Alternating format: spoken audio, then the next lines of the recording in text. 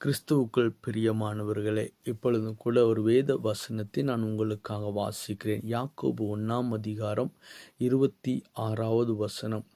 உங்களில் ஒருவன் தன் நாவை அடக்காமல் தன் இருதயத்தை வஞ்சித்து தன்னை தேவ பக்தியுள்ளவனென்று சொல்லி எண்ணினால் அவனுடைய தேவ பக்தி வீணாயிருக்கும் என்று சொல்லி நம்ம பார்க்குறோம். இன்னைக்கு எது பக்தி அப்படிங்கிற ஒரு தலைப்பில் ஒரு சிறிய காரியத்தை நான் உங்களோடு பகிர்ந்து கொள்ள ஆசைப்படுகிறேன். இந்த வசனத்தை நாம் வாசிக்கும்போது, தன் நாவை அடக்காமல் தன் இருதயத்தை வஞ்சிக்கிறவன் என்று சொல்லி நம்ம பார்க்குறோம்.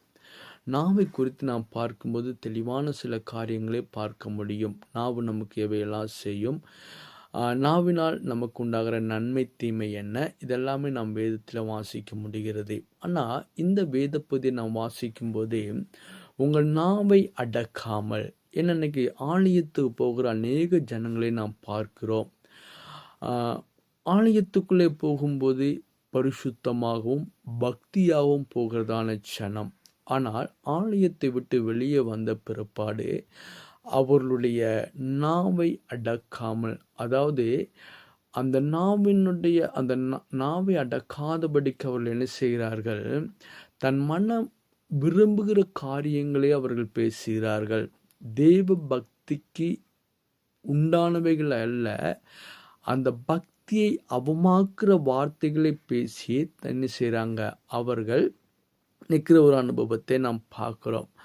அப்போ நாவை அடக்காத ஒரு மனுஷன் எப்பவுமே என்ன செய்ய முடியாது, அவன் பக்தி, அதாவது தேவனோடு கூட நிலைத்திருக்க முடியாது. அவன் பக்தி இல்லாதவன் என்று சொல்லி நம்ம பார்க்கிறோம். பக்தி அப்படின்னு சொல்லும்போது இன்னொரு காரியத்தை நாம் சொல்ல முடியும். பக்தி அப்படின்னாலே ஒரு காரியத்தில் நான் சமர்ப்பணம் பண்ணி இருப்பதுதான் பக்தின்னு சொல்லி நம்ம பார்க்க முடியும். அப்போ சமர்ப்பணம் இல்லாத ஒரு ஜீவிதம் அது பக்தியற்றதான ஒரு ஜீவிதம். அப்போ அடுத்த ஒரு காரியத்தை தன் இருதயத்தை வஞ்சிக்கிறவன் என்று சொல்லி நம்ம பார்க்குறோம். என் இருதயத்தை நான் வஞ்சிக்க முடியும் அப்படின்னு சொல்லி நம்ம பார்க்கும்போது, அந்த இருதயத்துக்குள்ள எனக்குள்ள என்ன உண்டு, என்னை குறித்ததான ஒரு மேன்மையான ஒரு சிந்தனைகள் உண்டு. நான் யாராக இருக்கிறேன், தேவனுக்கு பிரியமானவனாக இருக்கிறேன், அவருக்கு உகந்தவனாய் இருக்கிறேன் என்று சொல்லி தன்னைத்தானே மேன்மை பாராட்டி கொண்டு தன்னுடைய வாழ்க்கையில் இருக்கிற பொல்லாப்புகள், வஞ்சனைகள், தீயவைகளை விட்டுவிடக்கூடாதபடிக்கு நான் என்ன செய்கிறேன், நானும் கர்த்தரோடு கூட இருக்கிறேன் என்று சொன்னால் அவன் தன்னைத்தானே வஞ்சித்து கொள்ளுகிறவனாய் இருக்கிறான் அப்படின்னு சொல்லி நம்ம பார்க்குறோம். அப்போ தன்னைத்தான் வஞ்சித்து கொள்ளுகிறவனுடைய பக்தி எப்போவுமே அது வீணான ஒரு பக்தி, அது பிரயோஜனமற்றது. ஆனால் எது பக்தி அப்படின்னு சொன்னால், அதே யாக்கோபு 1 27 வசனம் வாசிக்கும் போதே, திக்கற்ற பிள்ளைகளுக்கும் விதவைகளும் படுகிற உபத்திரவத்திலே அவர்களை விசாரிக்கிறதும் உலகத்தால் கரைப்படாதபடிக்கு தன்னை காத்து கொள்ளுகிறதுமே பிதாவாகிய தேவனுக்கு முன்பாக மாசில்லாத சுத்தமான பக்தியா இருக்கிறது அப்படின்னு சொல்லி நம்ம பார்க்குறோம். அப்போ எது பக்தி அப்படின்னு நம்ம பார்க்குறோம், திக்கற்ற பிள்ளைகளும் விதவைகள் படுகிற உபத்திரவங்களே அவர்களை விசாரிக்கிற ஒரு தன்மை உண்டாயிருக்கணும். இதுதான் மெய்யான ஆண்டவர் விரும்புகிறதான ஒரு காரியம். இதுதான் ஏன்னா உதவியற்றிருக்கிற பிள்ளைகள், திக்கற்றிருக்கிற பிள்ளைகள், பலவீனப்பட்டிருக்கிற பிள்ளைகள், அதுபோல் பலவித சூழ்நிலைகளுக்குள்ளே உபத்திரவத்தில் போராட்டத்தில் இருக்கிற பிள்ளைகளை விசாரித்து உலகத்தால் கரைப்படாதபடிக்கு தன்னை பாதுகாத்து கொள்கிறவர்கள் என்று சொல்லி நம்ம பார்க்கிறோம். அப்போ உலகத்தால் கரைப்படாத அனுபவம் நமக்குள்ளே உருவாகும். உலகத்தினுடைய கரைகள் என்னவா இருக்கிறது, அது நமக்கு தெரிந்த பாவங்கள். இந்த உலகத்தில் பாவம் அநேகமாய் பெருகி இருக்கிறதான சூழ்நிலையை நம்ம பார்க்குறோம். பலவிதமான பாவத்தன்மைகளை பார்க்குறோம். அந்த பலவிதமான உலக பாவத்தன்மைக்குள்ளே நாம் சிக்குண்டு போகாதபடிக்கு தன்னை பரிசுத்தமாய் பாதுகாத்து கொள்ள. ஏன்னா ஆண்டவர் நம்மிடத்தில் விரும்புவதுதான் என்ன செய்ய வேண்டும், உங்களை பரிசுத்தமாய் பாதுகாத்து கொள்ள வேண்டும் என்று சொல்லி.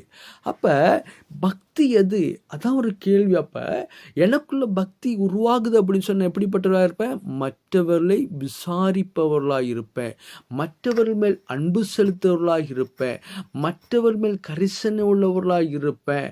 அப்போ அந்த அனுபவத்தோடு கூட இருந்தே என்னை இந்த பாவ உலகத்துக்குள்ள இருந்து பாவ பிடிக்குள்ளிருந்து என்னை பாதுகாத்து கொள்வது தான் தேவனுக்கு முன்பாக அது எப்படிப்பட்டதாக இருக்குது, அது பக்தியாக இருக்கிறது என்று சொல்லி நம்ம பார்க்குறோம். இந்த அனுபவம், இந்த பக்தி, நான் மற்றவர்களை நான் விசாரிக்கிறேன்னா, இல்லை உலகத்துக்கு முன்பாக நான் கரைபடாத மனுஷனாக இருக்கிறேனா என்று சொல்லி நம்மை ஆராய்ந்து பார்த்து என் பக்தி எந்த அளவுக்கு அது தேவனுக்குள்ளாக இருக்கிறது என்பதை தன்னை ஆராய்ந்து அறிகிற ஒரு அனுபவத்தை கர்த்தர் உங்களிடத்திலும் என்னிடத்திலும் என் ஆண்டவர் எதிர்பார்த்து கொண்டிருக்க. ஒரு நிமிஷம் நான் ஜெபிப்போமா. பரிசுத்த பிதாவே, மை துதிக்கிறமை சோதரிக்கிற ஆண்டவரே, அப்பா இந்த நாளில் எது பக்தி என்று சொல்லி ஆண்டவரே, அப்பா வேதத்தின் மூலமாக நீ ஒரு காரியத்தை நீ தெளிவாக எங்களுக்கு வெளிப்படுத்தினீர், அதற்காக உமக்கு நன்றி செலுத்துகிறோம் ஆண்டவரே.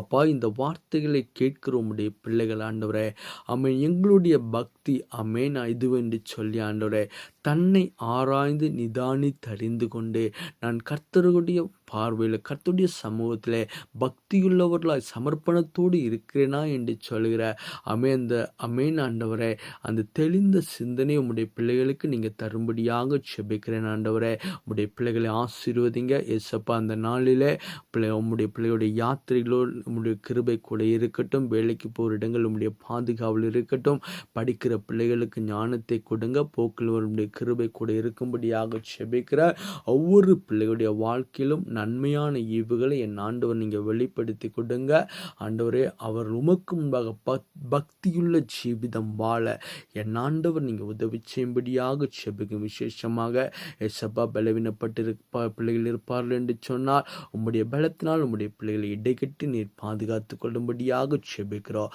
மகிமையான காரியங்களை கர்த்தர் வெளிப்படுத்துங்க. தேவ சித்தத்தின்குள்ளாக எங்களை ஒப்பு கொடுத்து செபிக்கிறோம்.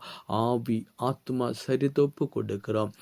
இயேசுவின் மூலம் ஜெபங்களின் நல்ல பிதாவே, ஆமேன், ஆமேன்.